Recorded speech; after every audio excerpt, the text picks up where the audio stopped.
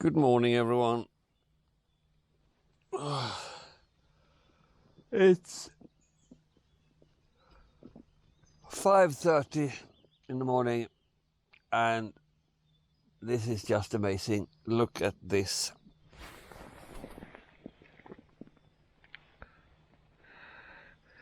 I'm just here with a, open sky. And here's the bivvy.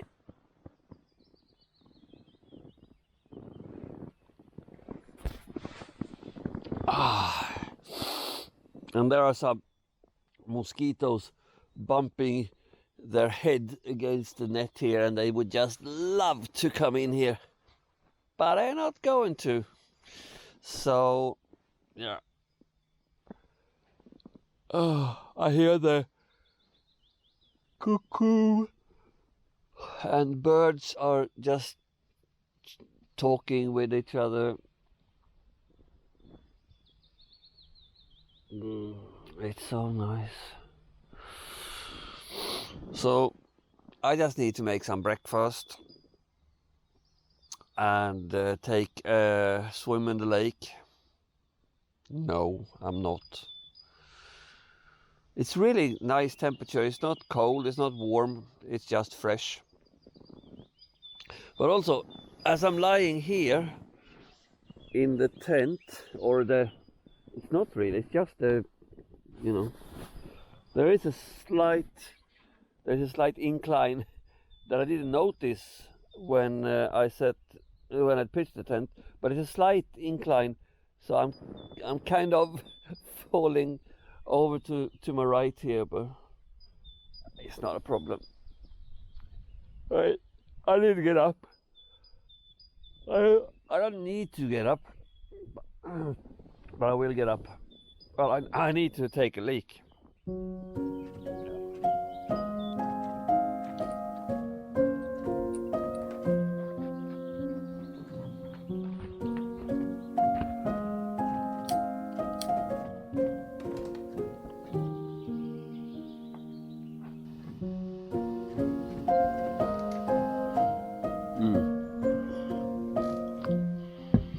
Lovely. I gotta do something about this thing here.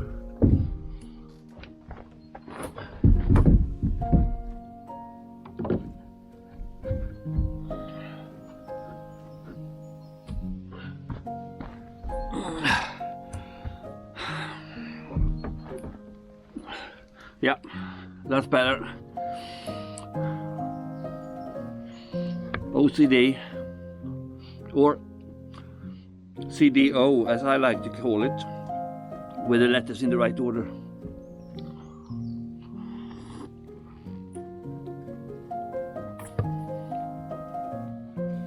I quite like this time of the day.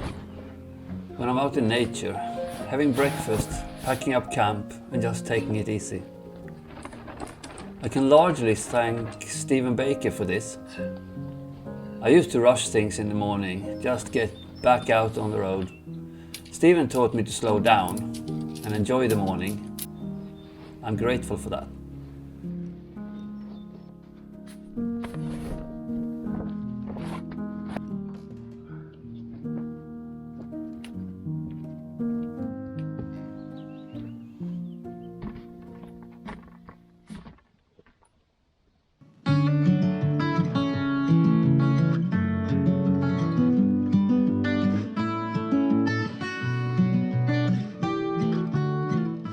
I had found a place on the excellent website Äventyrligare that I wanted to go and see.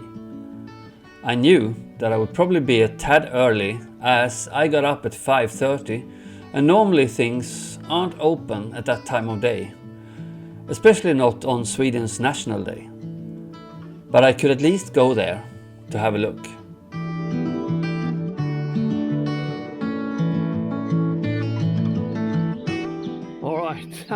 I'm here at Bergkvara Castle Ruin, and it opens at 9. I suppose I suppose I could walk down there and just, you know, have a look. But this is like a mansion or a big estate that is, there are people living here. So it's also private property. And I'm here, and I could walk down here, and this is where they're living, the people. I could walk this way and out to the ruin. It's quite a hike, and it's anyway closed now. So I think I skip it and continue along my route. So yeah, let's carry on.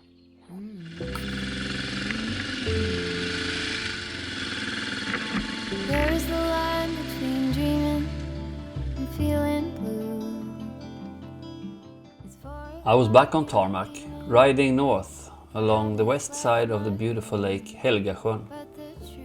The morning sun was still low in the sky, casting long shadows. There is a pleasant lack of traffic at this time of day, and that's a plus. Am I one of those crazy people?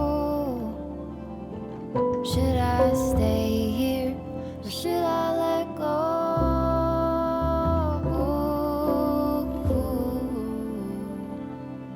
Pull the sheets over my head, hoping change is gonna find me.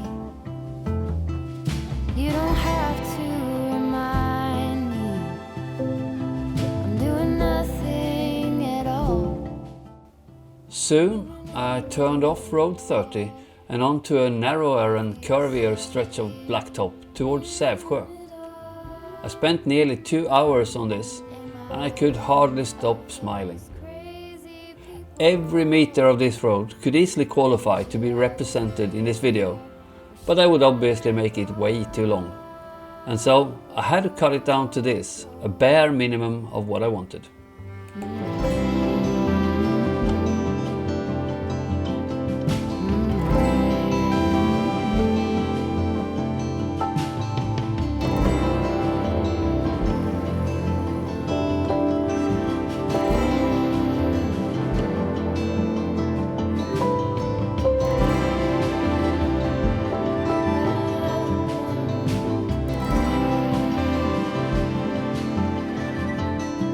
Can you tell me what I need? Can you tell me what you see in me? Can you tell me what I need? Can you tell me what you see in me? I just feel stuck here in the middle. Am I one of those crazy people? Should I stay here or should I let go?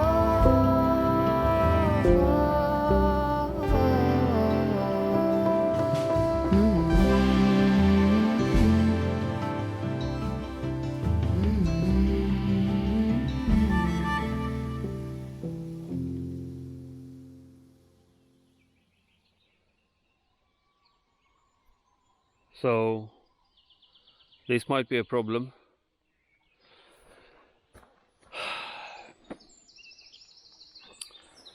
The road here is very nice, but someone feels that it shouldn't be, you know, driven on or ridden on.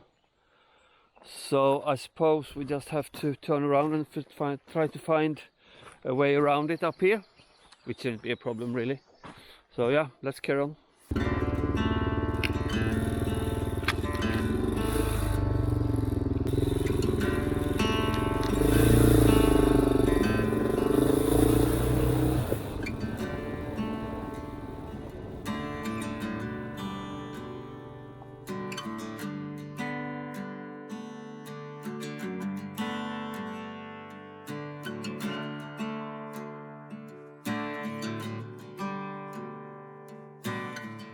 Getting off the beaten track is a fantastic opportunity to be close to nature. And sometimes you're luckier than others. Here I first saw 2 cranes taking off, and then a hawk within seconds. A minute later, a roe deer jumped the front of Betty. I didn't catch that on film.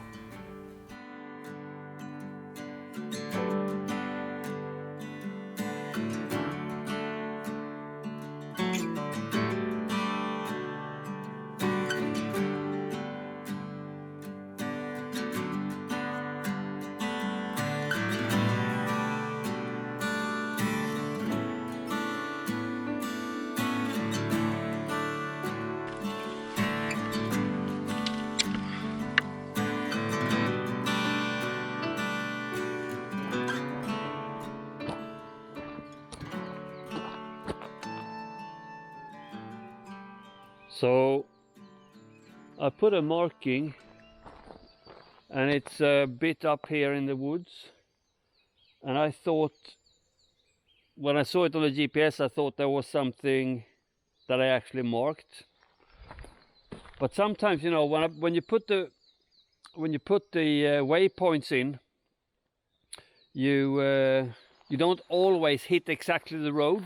So it might be, you know, that the waypoint is a bit off the trail, so that might be the case here. So I had an idea that maybe it was this V2 rocket crater, which is an insane story, but that's not here apparently. So we're gonna have to continue, which I don't mind at all. Look at this road, or this trail, fantastic. Yeah, so we carry on here, and we see what the next stop is, because I honestly don't remember.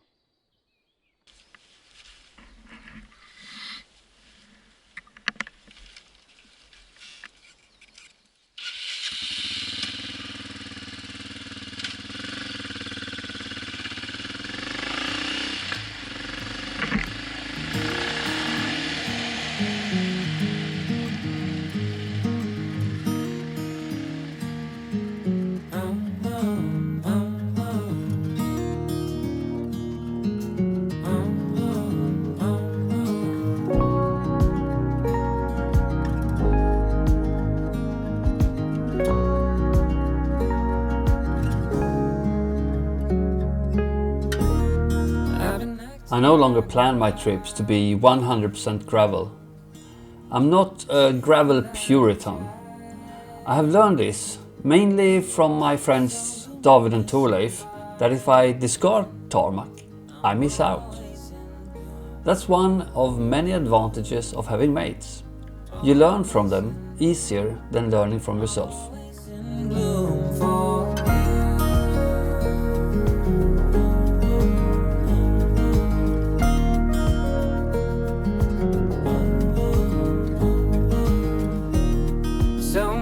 Times I'm stranded, a castaway on unknown shore, although a stranger in this continent, I'm always in bloom for you, always in bloom, always in bloom for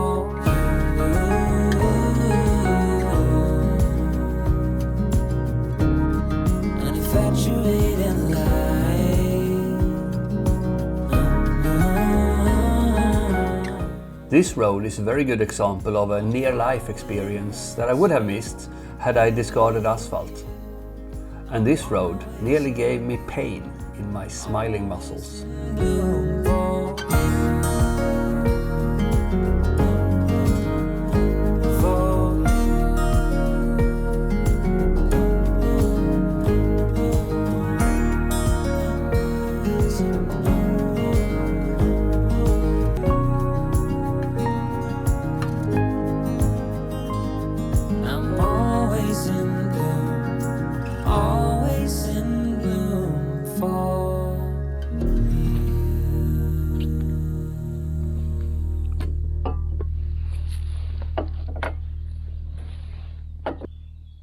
So I've been on the road now for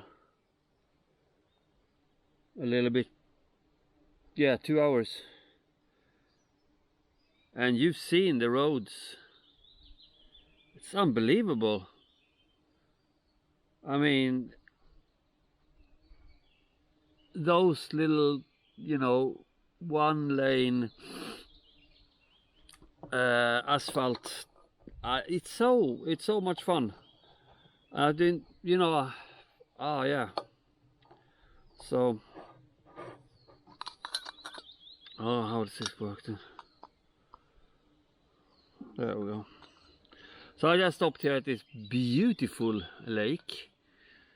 I just saw it, like I came from the road, on the road up here, and I saw it like corner of my eyes. I saw the sign actually.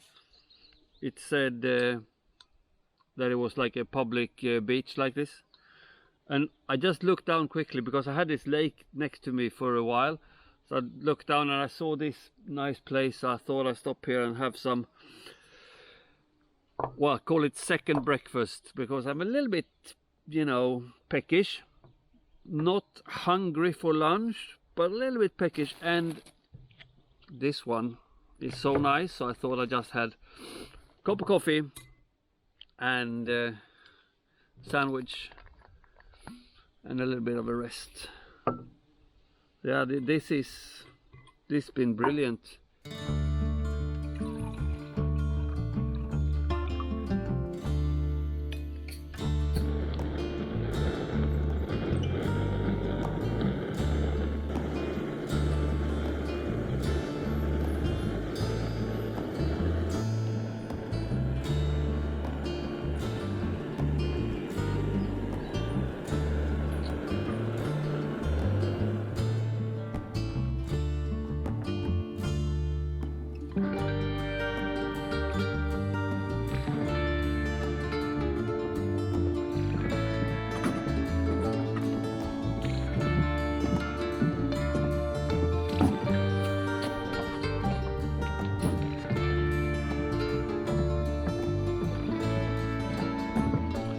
This would have been my kind of beach when I was a kid. We were always, it's quite similar actually, same kind of little jetty here, and coming out here it says ooh, deep. And this kind of trampoline sort of thing, very common in Swedish lakes. Normally it's up to 3 meters, sometimes they have up to 5, some places even 10, but this is the most common one, and this is exactly the kind of place where I used to take my push bike when I was a kid and just go and have a swim in the lake with my friends, or by myself sometimes. Very cool.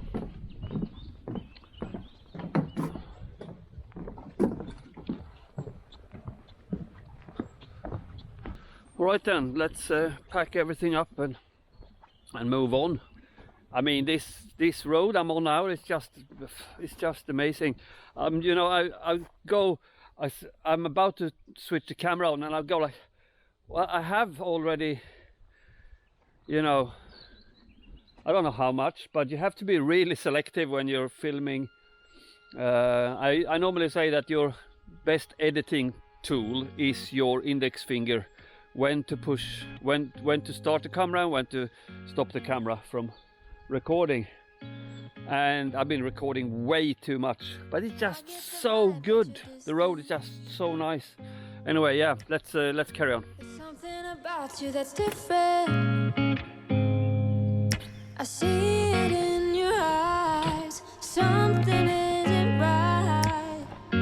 Tell me again what I'm missing. 'Cause you're fading on. We've been here before. Tell me again, just tell me again, and I'll make it right. Don't go through that door. Tell me again, just tell me again, and I'll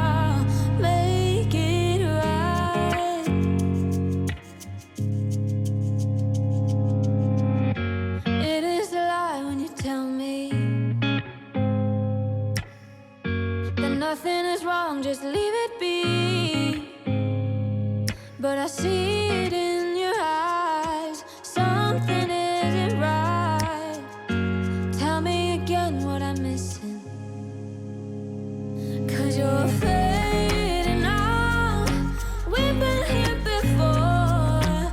Tell me again, just tell me again, and I'll make it right.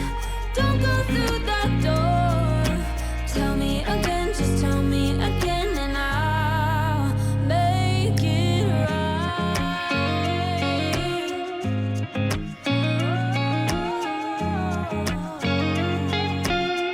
I will make it right. I will make it right. Tell me again, just tell me again, and I'll.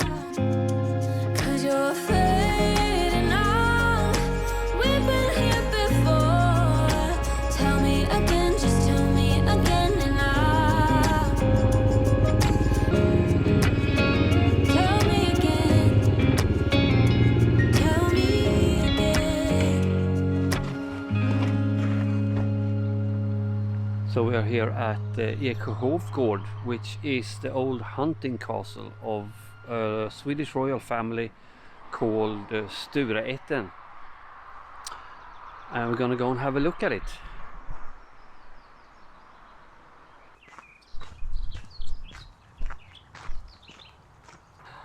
I could probably have gone all the way with a motorcycle, but I think it would be frowned upon, and it's quite obvious that they have taken some measures here to avoid people or vehicles coming all the way out. So better not. Shouldn't make people angry with motorcyclists more than absolutely necessary. I don't know, sometimes it might be necessary. Ah, look at this. This is cool, isn't it? You can imagine the royal family going on their little hunting trips here, riding with their horses and crossbows. Yeah.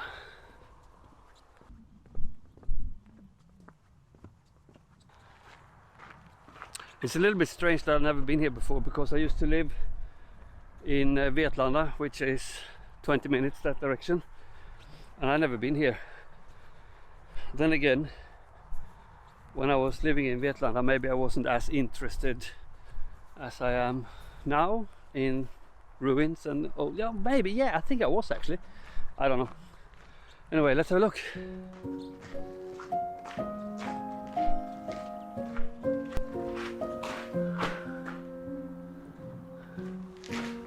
You could almost make, you know, do this up and live in it.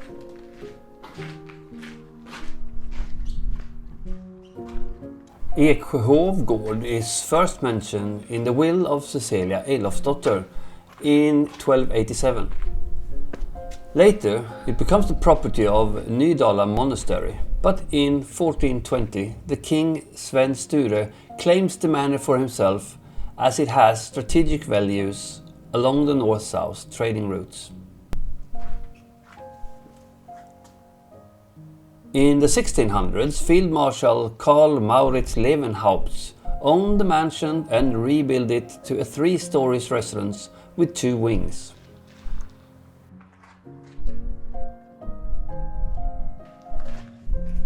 Today, the building stands to represent the expensive and often lavish building projects of the high nobles during the Swedish heydays. The ruins has also inspired the design of Eksjö city crest. Let's walk a lap around it.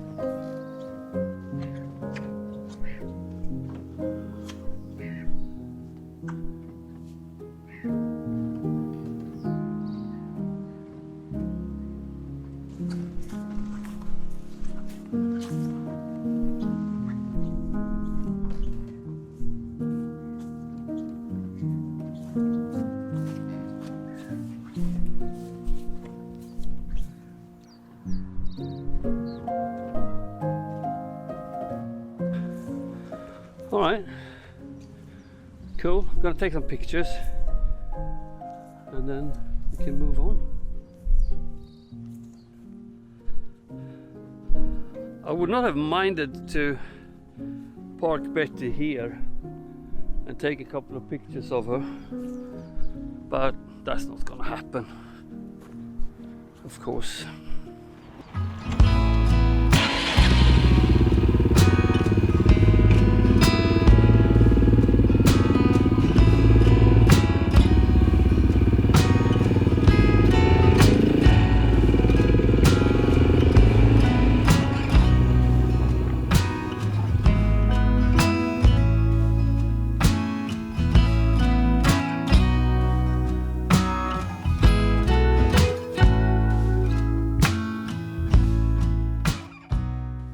After visiting the ruins of Eksjö Hovsgård, when I started my last leg back home to Västervik and the base camp, I reflected on the trip and the experiences I had. I had firstly put Betty through a proper test, and it seemed like she was now well enough to undertake the trip to Caucasus we have planned for this summer. That felt incredibly good.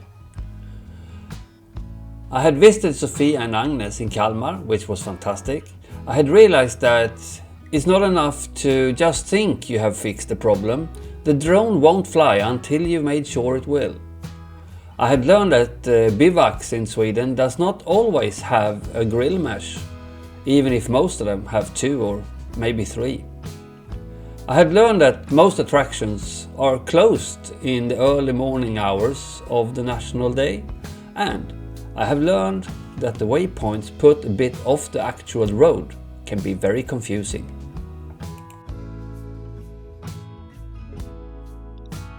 I hope you liked this video, and if you did, please hit that like button and subscribe to the channel. Don't forget the bell symbol for notifications. If you want some stickers, postcards from my trips and your name in the end credit, follow the link to my Patreon page below.